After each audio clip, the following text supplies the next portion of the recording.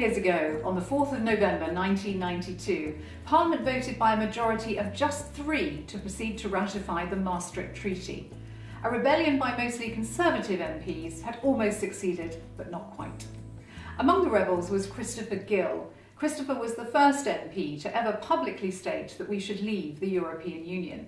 He was the MP for Ludlow in Shropshire between 1987 and 2001, and I'm really pleased to be able to talk to Christopher about this momentous period in UK-EU history.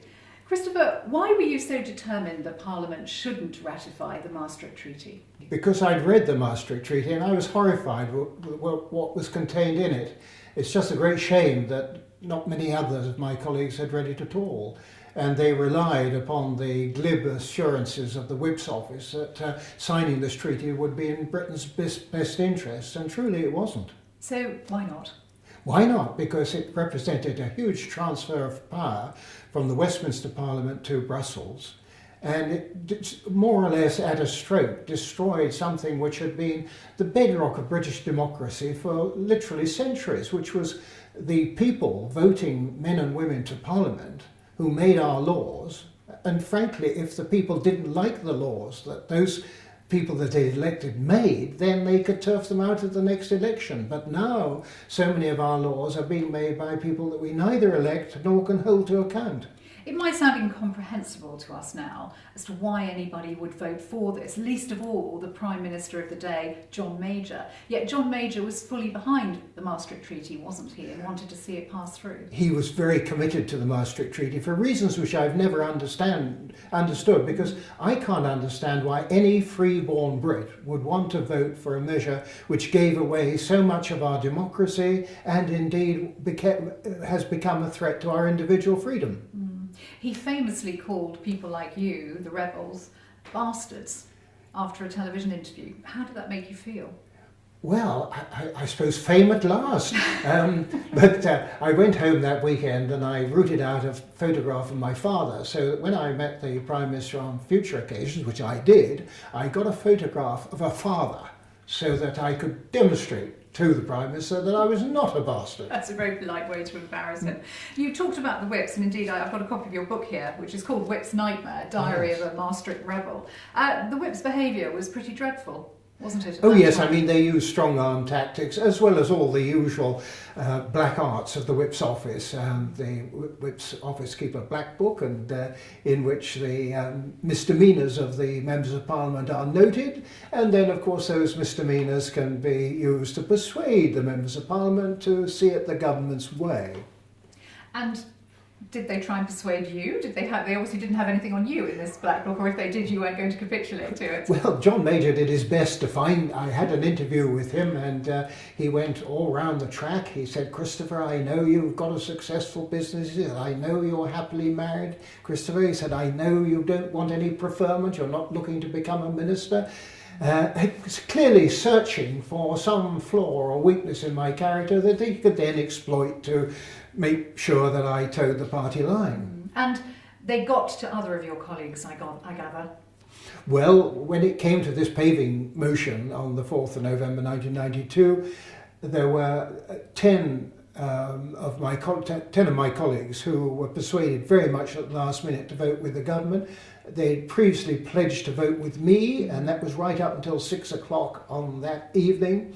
By 10 o'clock, John Major and the Whips had gone to work on them. I don't know what inducements they were offered, but something was said that changed their minds, and we lost by 3 votes. If only 2 of them had just held to the pledges they'd given me, the course of British history literally would have been changed. And I'm so shocked too to find that perhaps if our current Brexit Secretary, David Davis, who was, I gather, one of the Whips at the time, had actually decided to vote not against the treaty as well. I find it astonishing that at that time he was in favour of it. Well, it is a little bit ironic, isn't it? Somebody who was in the Whip's office, strong-arming Conservative MPs into the government lobby, now finds himself in charge of getting us out of the European Union.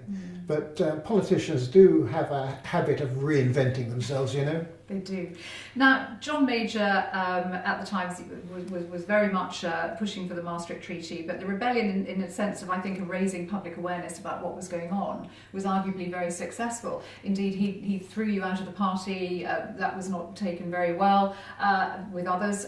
He lost the subsequent general election.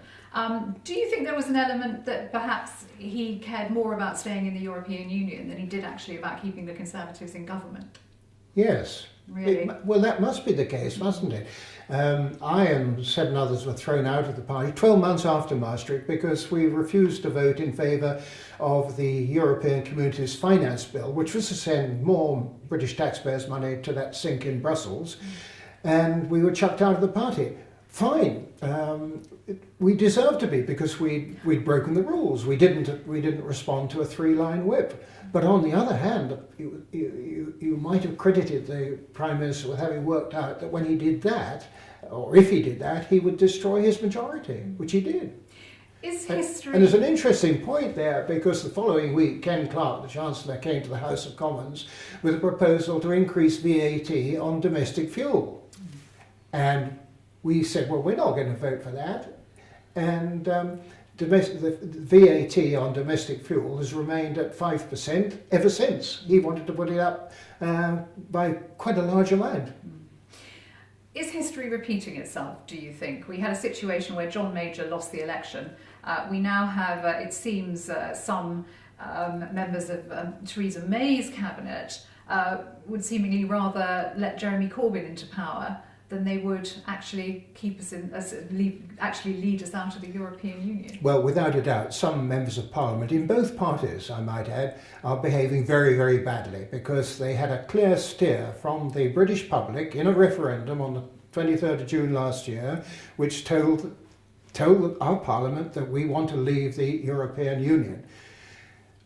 Both the main parties are divided. There are divisions of opinion in both the Labour Party and the Conservative Party, but the final arbiter, in my opinion, should be the British public. How do you rate the government's progress to actually getting us out of the EU? Well, I think they played a very bad hand.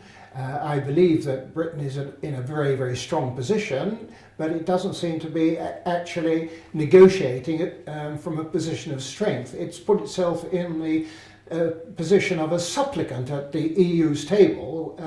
I would much prefer them to see them taking a much stronger line and telling the European Commission in no uncertain terms that we have decided to leave and we are going to sever our connections with all their institutions. But if they wish to continue trading with us on the same basis, then we're up for it, but the decision must be theirs. Are you 100% confident that we are actually going to leave the EU? I shall only believe we've left the EU when it's happened. People say that you were a Conservative MP, you're now a proud UKIP member. Yeah. People say there is no more role for UKIP because we have one in our aims, but clearly you don't agree. No, I don't agree. I think the British public are... I can understand why they think that, but they're quite wrong to think that we are out of the European Union. We're negotiating. God knows what there is to negotiate, they've been sort of softened up to believe that it's all going to come right in the end, which is why we still need UKIP to keep up the pressure and indeed to give voters a party to vote for if we don't get the clean break with the European Union that we voted for. Christopher, it's been wonderful to talk to you about the Maastricht Treaty and current events. Thank you very much. Thank you.